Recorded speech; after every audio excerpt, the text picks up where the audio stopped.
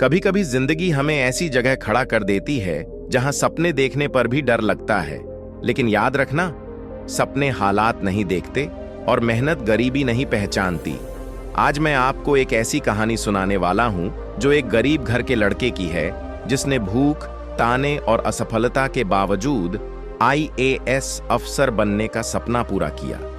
जो उत्तर भारत के एक छोटे से गांव में मिट्टी और फटे टीन की छत वाला एक घर था। उसी घर में रहता था रमेश।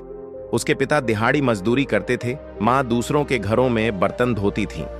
कई बार ऐसा होता था कि घर में चूल्हा नहीं जलता था, लेकिन रमेश की मां हमेशा कहती थी, बेटा, पेट खाली रह सकता है, लेकिन दिमाग खाली नहीं रहना चाहिए।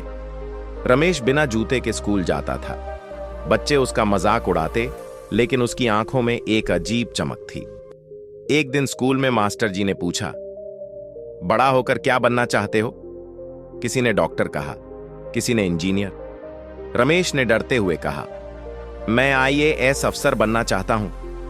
क्लास में हंसी गूंज उठी, लेकिन मास्टर जी ने कहा, जिस बच्चे के पास साधन नहीं होते, अगर उसके पास सपना हो तो वही बच्चा इतिहास बनाता है। उसी दिन रमेश ने तय कर लिया, अब पीछे नहीं हटना है। 10वीं के बाद हालात और खराब हो गए। पढ़ाई छोड़कर काम करने की नौबत आ गई। रमेश दिन में मजदूरी करता और रात को लालटेन की रोशनी में पढ़ता।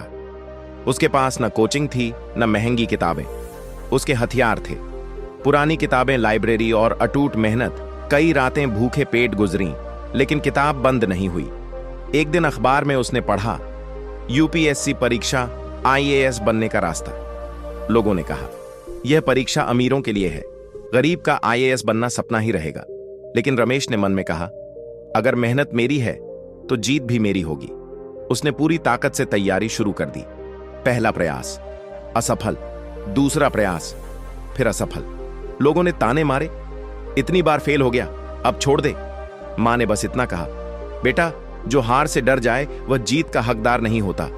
रमेश फिर खड़ा हुआ। तीसरे प्रयास में रमेश ने खुद को पूरी तरह झोंक दिया। जब परिणाम आया, उसका नाम IAS चयन सूची में था। मां रो रही थी, पिता की आंखों में गर्व था। वही लड़का जो कभी नंगे पैर चलता था, आज देश की सेवा करने वाला IAS अफसर बन चुका था।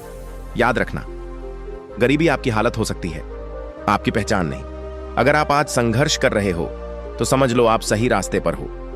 हार मत मानो, क्योंकि अगली कोशिश आपकी कहानी बदल सकती है।